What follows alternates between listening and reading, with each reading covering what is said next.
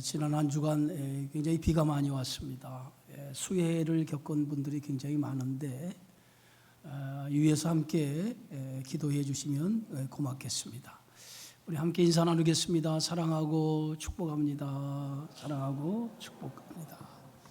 자, 오늘도 생명의 말씀 듣기 전에 우리 한번 믿음으로 고백하겠습니다. 하나님의 말씀을 내 입술에 두고, 하나님의 말씀을 내 생각에 두고, 하나님의 말씀을 내 가슴에 두고 살아갑시다. 아멘. 언제나 성도가 살아가는 삶은 하나님의 말씀을 따라 살아가는 삶이에요. 늘 말씀을 입술에 두고 생각에 두고 가슴에 두면서 그 말씀을 따라 살아가는 우리 모두가 되어지기를 주의 이름으로 축원합니다. 오늘 바울은 성도를 질그릇에 비유를 했습니다. 질그릇은요, 그릇 중에서 아주 값싸고 보잘것없는 그릇입니다. 그래서 이 질그릇은 그 어떤 그릇보다도 쉽게 잘 깨지는 그릇이 이 질그릇입니다. 바울이 성도를 질그릇에 비유한 이유는 성도는 그만큼 연약하다는 거예요.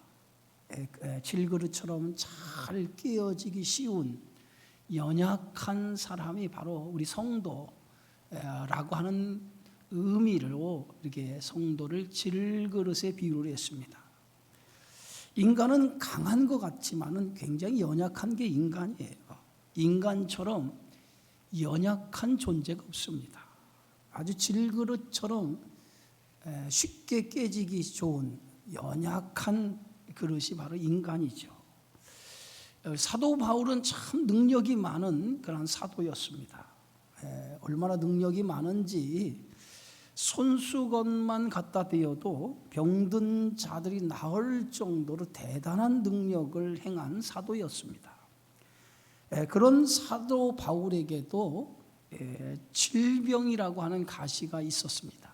그래서 하나님 앞에 이 질병의 가시 때문에 고통을 겪고 있어서 이 질병의 가시를 고치기 위해서 하나님 앞에 3번이나 고쳐달라고 간절히 기도했다라고 기록하고 있어요.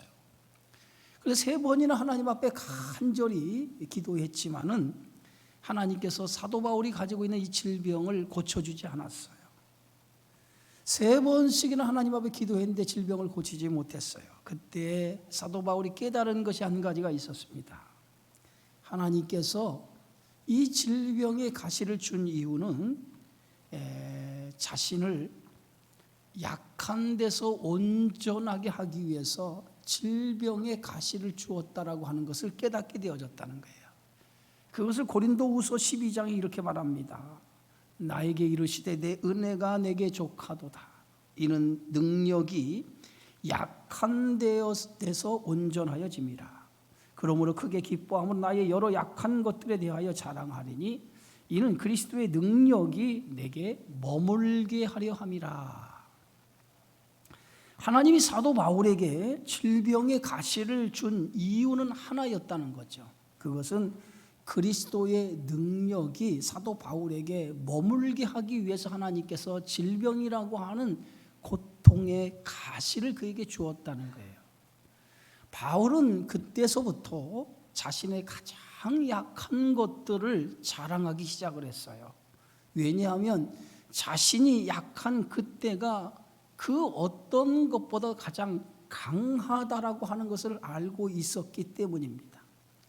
연약한 그 순간에 하나님의 능력이 머무는 시간이라는 거예요. 그래서 바울은 자신이 연약한 그때가 하나님의 능력이 머무는 시간이고 머무는 때이기 때문에 그때가 가장 강한 자신을 발견했기 때문에 그때가 가장 강하다라고 고린도후서 12장 10절에 이렇게 말합니다. 그러므로 내가 그리스도를 위하여 약한 것들과 능력과 궁핍과 박해와 곤고를 기뻐하느니 이는 내가 약한 그때의 강함이니라. 여러분, 우리가 연약하기 때문에 하나님의 능력이 우리에게 임하는 거예요. 우리가 강하면 하나님의 능력이 필요 없잖아요. 우리가 그만큼 질그릇처럼 연약하기 때문에 하나님의 능력이 나를 붙잡아 줘서 그 능력으로 살게 하는 거예요. 바로 바울은 자신의 연약함이 있었기 때문에 하나님의 능력이 자신에게 머문다는 거예요. 그래서 그 하나님의 능력으로 자신의 연약함을 커버하면서 더 강한 자로 하나님이 만들어 주신다는 거예요. 그것이 바울의 신앙 고백입니다. 여러분 살면서 여러 약한 것들이 굉장히 많이 있어요. 그러나 그 약한 것들을 여러분 불평하거나 원망하지 마세요. 오히려 나의 약한 것들을 하나님이 강한 것들로 채워주시고 붙잡아 주신다라고 하는 것을 믿으시기 바랍니다. 그래서 나의 약한 것이 오히려 하나님의 은혜가 임하는 그러한 시간이에요. 그래서 내가 연약할 때 하나님의 은혜가 나에게 임하여서 그 은혜를 통해서 우리가 세상을 살아가도록 하나님이 만드시는 거거든요. 그러니까 우리가 질병으로 인해서, 때로는 물질로 인해서, 때로는 어떤 문제로 인해서 여러분 내가 연약하다고 생각하지 마시고 그 안에 하나님의 능력이 나와 함께 하심을 믿고 그 모든 것들을 넉넉히 이기는 하나님의 능력이 나를 붙잡고 있음을 믿으시기를 주의 이름으로 축원합니다. 바울은 오늘 본문에서 질그릇같이 연약한 우리가 보배를 가졌다라고 이렇게 얘기하죠. 그것이 오늘 4장 7절의 말씀입니다. 우리가 이 보배를 질그릇에 가졌으니 이런 심히 큰 능력은 하나님께 있고 우리에게 있지 아니함을 알게 하려 함이라. 예? 질그릇 자체는 연약한 그릇이에요. 아무것도 질그릇 자체는 자신의 연약함 때문에 할 수 없다는 거예요. 그러나 그 질그릇 안에 보배를 가진 순간에 보배로운 그릇이 되었다라고 바울은 말하고 있습니다. 바로 오늘 바울은 여기서 질그릇이 누구냐? 자기 자신을 가리키고 우리 성도를 가리키죠. 그런데 이 질그릇 안에 보배를 담았다는 거예요. 그 보배가 뭡니까? 복음의 능력을 우리 안에 담아놨다는 거예요. 연약한 질그릇 같은 존재에 복음의 능력을 담은 순간부터 그 복음의 능력이 나를 붙들고 그 복음의 능력 안에 살 수 있도록 만들어 준다는 거예요. 그것이 바울이 고백하는 신앙의 고백입니다. 여러분, 복음은요 생명입니다. 생명. 복음 안에는 생명의 능력이 이 안에 있기 때문에 복음을 받아들인 사람에게는 생명의 능력이 그 안에서 나타나게 되어져 있는 거예요. 우리가 복음을 전할 때에 그 우리의 능력으로 복음을 전하는 것이 아니죠. 복음의 능력 안에 생명의 능력이 있기 때문에 그 능력을 믿고 복음을 전하는 것과 마찬가지입니다. 여러분, 씨에는요 생명이 그 안에 들어있어요. 그런데 그 생명이 우리 눈에 보여지질 않아요. 그렇죠? 씨에는 생명이 그 안에 담겨져 있는데 생명이 우리 눈에 보이지 않습니다. 그러면 언제 그 생명이 우리 눈에 보이냐면 그 씨를 땅에 심을 때 생명이 나타나는 것을 우리가 눈으로 볼 수 있는 거예요. 씨를 땅에 심지 않으면 생명이 그 안에 들어있는 것을 우리가 알 수가 없어요. 반드시 씨를 땅에 심으면 그 땅에 심겨질 때 그 안에 생명이 들어있음을 우리가 눈으로 확인할 수 있어요. 그래서 한 알의 겨자씨 같은 작은 겨자씨지만은 그 겨자씨가 심겨지면 새들이 와서 깃들 정도의 나무로 자라게 되는 것처럼 바로 하나님의 말씀, 이 복음에는 그 안에 생명이 있기 때문에 그 생명이 심겨질 때 놀라운 역사가 나타나게 되어져 있다라고 하는 거예요. 바울이 고린도 도시에 1년 6개월을 머물면서 그 도시에 들어가서 전한 것은 생명의 복음입니다. 자신은 질그릇같이 연약한 존재에 불과했지만은 고린도라고 하는 도시에 들어가서 자신 안에 담겨진 생명의 복음인 예수 그리스도를 증거했을 때에 이 생명의 복음을 받아들인 사람에게 생명의 열매가 나타난 거예요. 그 열매가 누굽니까? 바로 고린도 교회 성도들이었다는 거예요. 바울이 고린도라고 하는 도시에 들어가서 전한 것은 다른 거 아니에요. 오늘 고린도후서 4장 5절에 바울이 고백한 것처럼 우리는 우리를 전파한 것이 아니라 오직 그리스도 예수의 주 되신 것과 또 예수를 위하여 우리가 너희의 종이 된 것을 전파했다라고 얘기합니다. 바울이 전한 것은 오직 예수가 그리스도 주 된 것을 증거하기 시작했어요. 그 증거로 말미암아 고린도의 수많은 영혼들이 그 복음을 통해서 구원받게 되어지고 생명의 역사로 나타나게 되어져서 그 결과가 고린도 교회라고 하는 교회가 탄생이 되어졌다라고 하는 것이죠. 바울은 생명의 복음을 전하면서 많은 비방과 음해 그리고 많은 고난을 당했던 것을 볼 수 있어요. 그 생명의 복음을 전하면서 많은 음해와 비방과 고난을 당하면서 바울은 좌절하지 아니하고 낙심하지 아니하면서 그때 그런 순간순간마다 복음에 대한 확신을 가지고 복음을 증거했다라고 그는 고백하죠. 그것을 오늘 8절에서 9절에서 이렇게 밝히고 있습니다. 우리가 사방으로 우겨쌈을 당하여도 쌓이지 아니하며 답답한 일을 당하여도 낙심하지 아니하며 박해를 받아도 버림받지 아니하며 거꾸러뜨림을 당하여도 망하지 아니하고 라고 말합니다. 복음을 전하면서 때로는 우겨쌈을 당한 환경에 처해 있을 때도 있었고요, 답답한 일을 일을 당해서 낙심에 처할 때도 있었어요. 또 박해를 받아서 자신이 버림받은 것 같은 상황에 놓일 때도 있었지만은 또 거꾸러짐을 당하는 그러한 상황이 있었지만은 바울의 신앙의 고백이 뭡니까? 그러한 순간순간에도 절망하지 아니하고 낙심하지 아니했다는 거예요. 그 이유가 어디 있느냐? 자신이 전하는 복음 안에 생명의 능력을 믿었기 때문에 그렇다는 거예요. 바울이 복음을 전하면서 자신이 전한 복음 안에는 생명의 역사가 있음을 믿었기 때문에 그 어떤 박해, 그 어떤 비방에도 불구하고 그는 두려워하지 아니하고 오직 예수 그리스도가 주 되신 것, 그리스도가 되신 것을 증거했다라고 고백하고 있습니다. 그것을 통해서 바울은 하나님의 생명의 역사를 드러내는 하나님의 복음의 일꾼이 된 거예요. 여러분, 여기서 사방으로 우겨쌈을 당하여도 쌓이지 아니했다라고 하는 이 말의 뜻이 뭐냐면 헬라 원어를 찾아보면 포도의 즙을 짜기 위해서 포도를 짓누르는 고통을 의미하는 거예요. 바로 바울이 복음을 전할 때에 이 포도를 으깨는 그 즙을 짜게 짓누르는 그 고통과 같은 그런 어려움이 그에게 있었다는 거예요. 그러나 그 어려움이 있을 때마다 그가 그런 어려움을 이길 수 있었던 그 모든 원동력이 뭐냐? 바로 자신이 전하는 복음의 능력, 복음에 대한 확신이 있었기 때문에 그렇다는 거죠. 여러분, 우리가 세상을 살아가면서 우리가 가져야 될 확신이 어떤 확신입니까? 내 안에 생명의 능력 대신 예수 그리스도가 내 안에 있다라고 하는 이 믿음에 대한 확신이 있어야 돼요.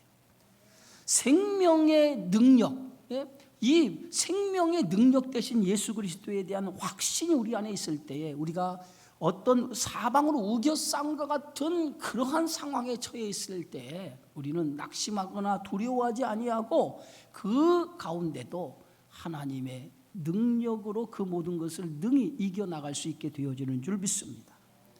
다윗은 시편 23편에서 내가 사망의 음침한 골짜기로 다닐지라도 해를 두려워하지 않을 것은 주께서 나와 함께 하심이라. 주의 지팡이와 막대기가 나를 안위하신다라고 이렇게 얘기하고 있어요. 사망의 음침한 골짜기와 같은 길을 걸어갈지라도 두렵지 않다는 거예요. 왜? 하나님에 대한 확신, 하나님이 자신을 보호하시고 지켜주실 거라고 하는 확신이 다윗에게 있었기 때문에 그 어떤 상황에도 두렵지 않았다는 거예요.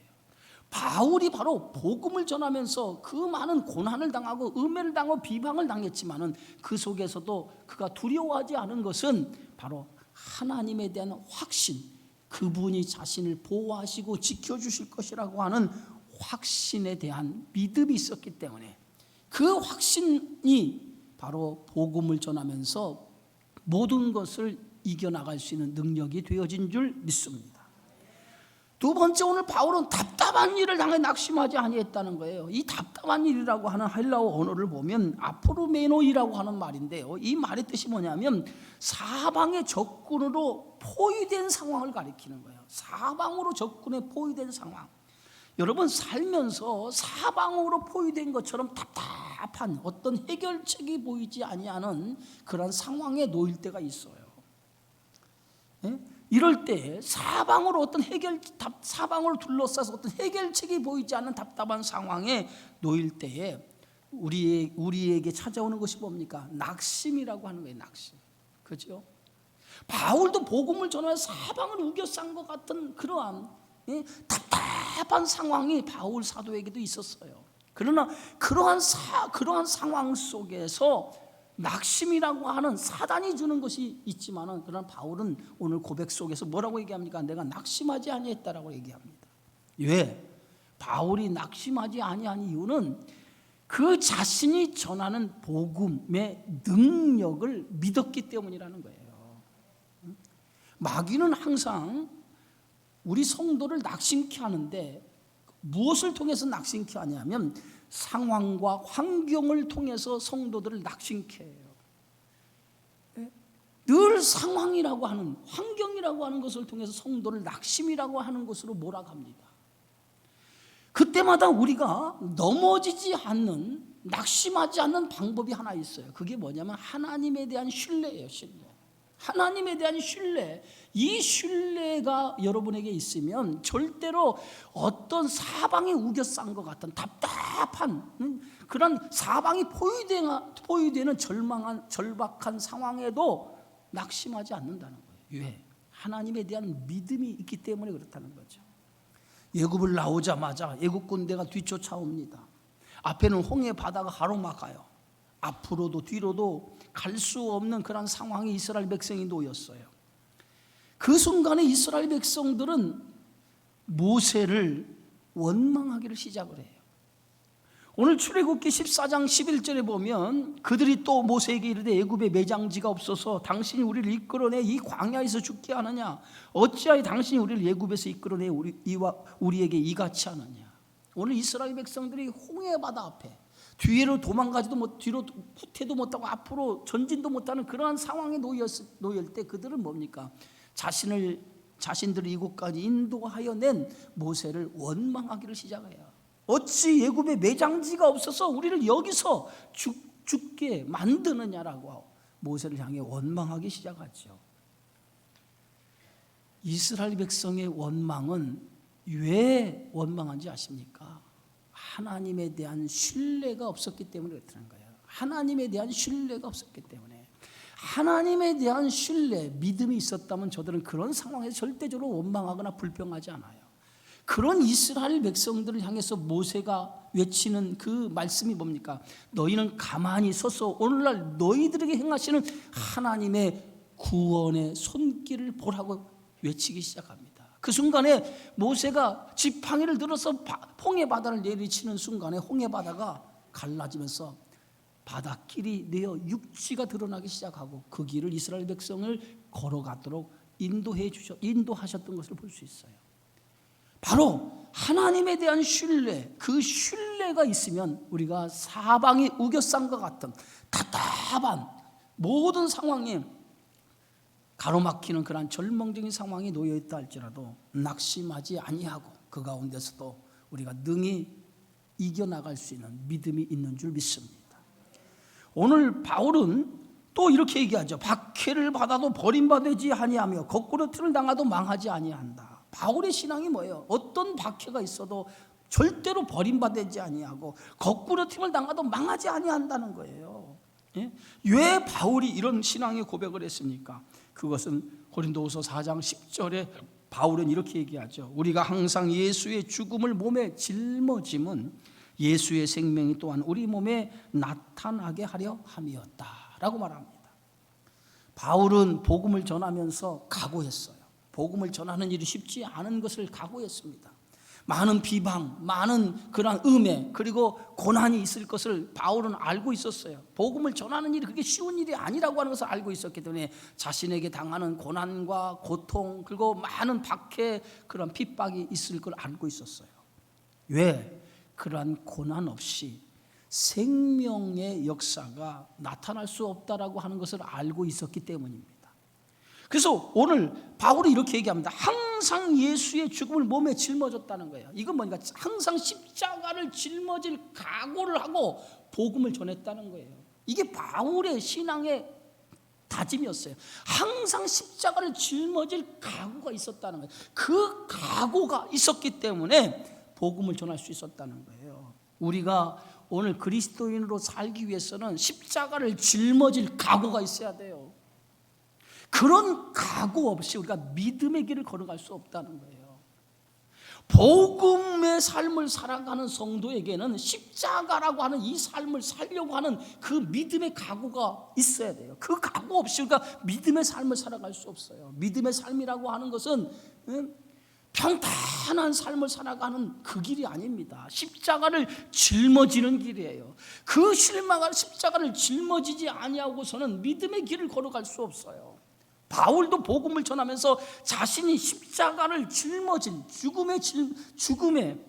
죽음을 자신의 몸에 짊어질 것을 각오하고 복음을 전하기 시작을 했어요. 그런데 죽음을 각오하고 복음을 전하면 반드시 그 안에 바울은 생명의 역사가 나타날 것을 믿었다는 거예요. 그게 바울의 믿음이에요. 그리스도인의 삶은요, 십자가와 부활의 삶으로 나눌 수 있어요. 십자가와 부활의 삶이라고 하는 것은 십자가를 통과한 자만이 부활의 생명을 얻을 수 있다는 거예요. 그것이 바로 그리스도인의 삶이라는 거예요. 십자가를 통과하지 않고 부활을 얻을 수 없어요. 부활을 얻고 십자가 아니에요. 순서가 있어요.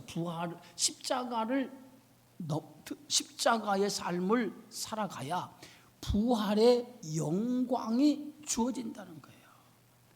고난 없이 영광이 없는 거예요. 그래서 바울은 그리스도의 좋은 군사가 되기 위해서는 반드시 고난을 받을 줄 알아야 된다고 디모데후서 2장 3절에 오늘 영적인 아들 디모데에게 너는 그리스도의 좋은 병사로 나와 함께 고난을 받으라고 이렇게 말하고 있어요. 예수 믿는 사람들 가운데 예수 믿으면 복 받는다고 얘기해요. 복 받기 때문에 예수 믿어야 된다고 얘기합니다. 이 말이 틀린 말은 아니에요.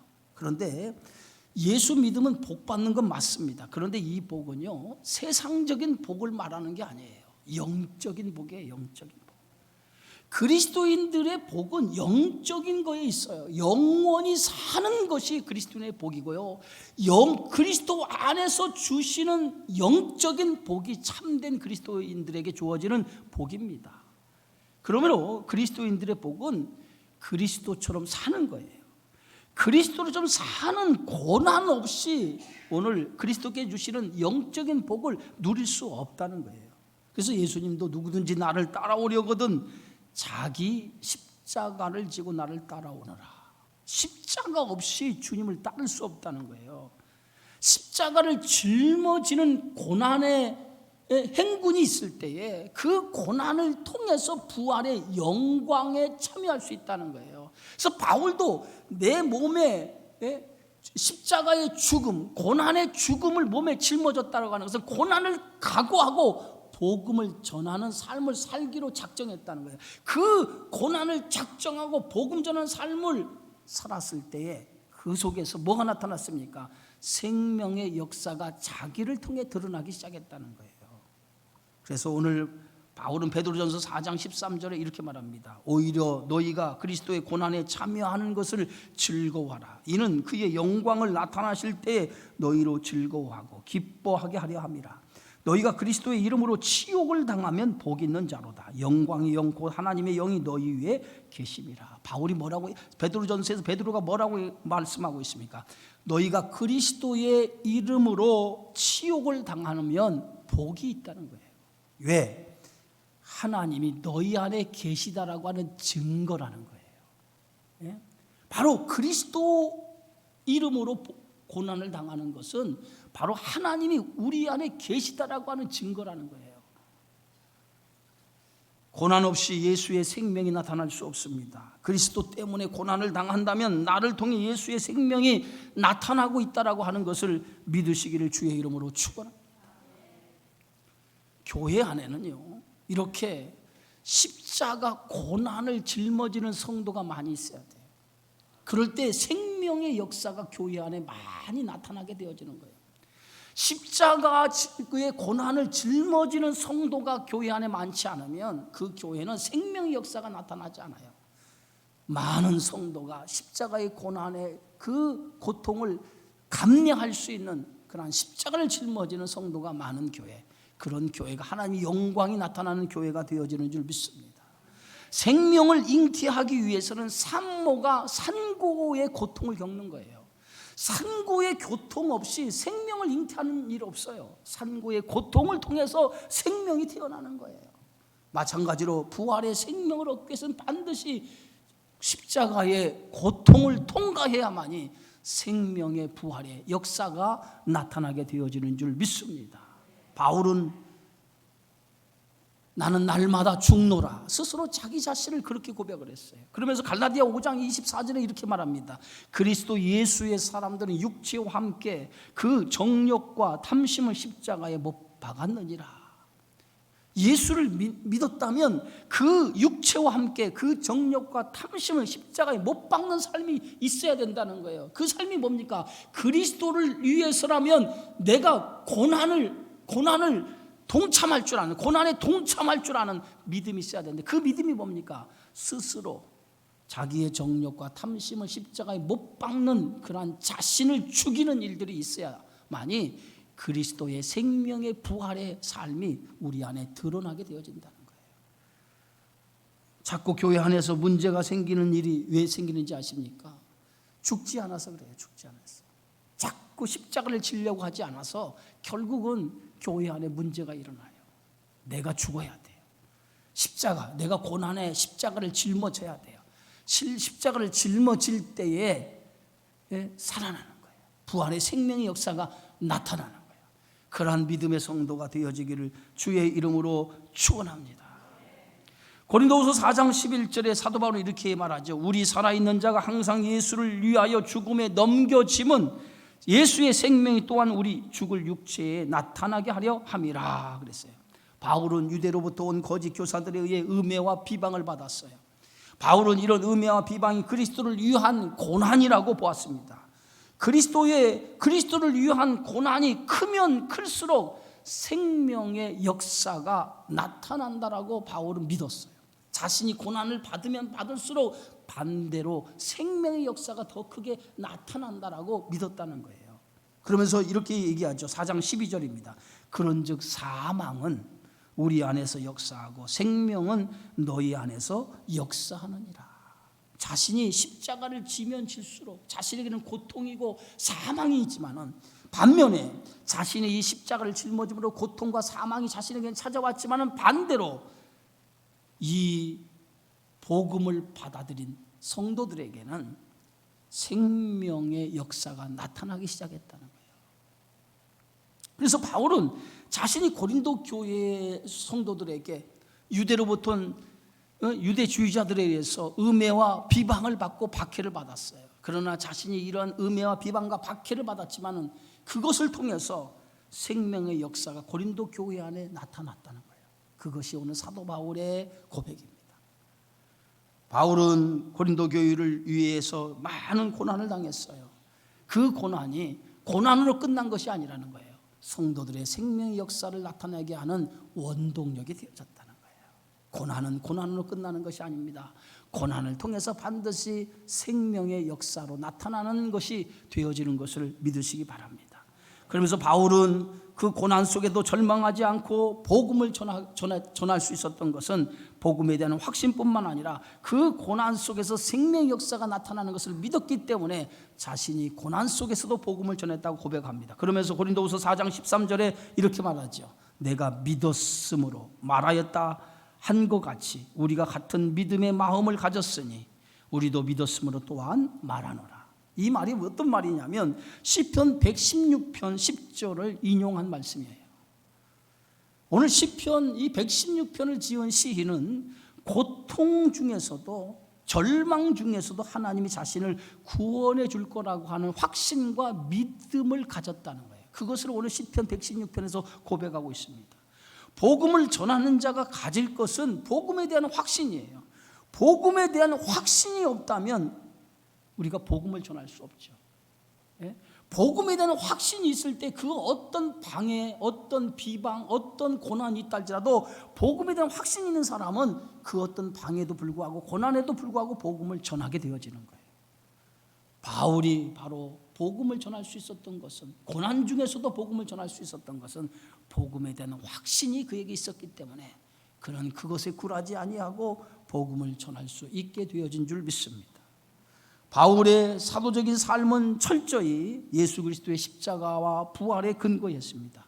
예수 그리스도를 살리신 하나님께서 반드시 생명의 부활로 우리를 살리실 것에 대한 믿음을 바울이 가졌다는 거예요. 그것이 바울이 복음을 전하면서 우리는 죽음으로 끝나는 존재가 아닙니다. 마지막 날 다시 살아날 겁니다. 예수의 생명이 복음을 통해서 우리를 다시 살려주실 것입니다라고 하는 확신을 가지고 그는 이 복음을 전했어요.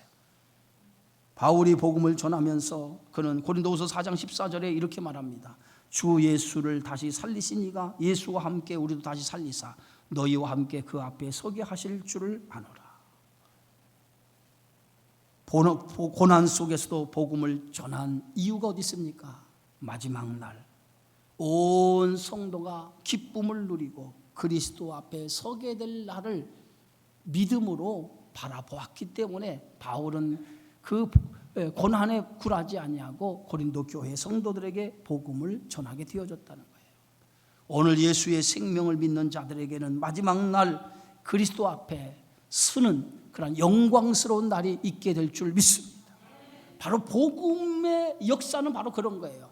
그 복음은 생명이기 때문에 그 생명을 통해서 우리를 구원하고 그 구원한 그 복음이 우리를 마지막 날 부활의 영광에 참여하는 자로 만들어 주실 줄 믿습니다. 그러면서 바울은 이렇게 고백하죠. 이는 모든 것이 너희를 위함이니 내가 지금까지 박해를 당하고 비방을 당하고 음해를 당하면서 너희들에게 그런 음해와 박해 속에도 복음을 전한 것은 다 누구 때문이냐? 너희를 위해서 내가 박해도 당하고 이렇게 비방도 당하고 음해를 당했다는 거예요. 너희를 위해서. 왜? 마지막 날 하나님 앞에 자랑스럽게 영광의 부활에 참여하는 자로 만들기 위해서 너희를 위해서 이런 고난을 맞이하지 않았다라고 바울은 얘기하면서 바울은 너희 자신이 하나님께 영광을 돌리는 자로 쓰게 하기 위해서 자신은 이 복음을 너희들에게 전했다라고 말하고 있습니다. 사랑하는 성도 여러분, 오늘 본문의 말씀에서 사도 바울은 오늘 고린도 교회 성도들에게 말합니다. 더 이상 우리는 질그릇이 아닙니다. 우리는 보배를 가진 그릇이다. 우리는 연약하지만은 주님은 강하다고 얘기하면서 우리의 생명, 우리가 믿는 이 복음은 생명의 원천이라고 말합니다.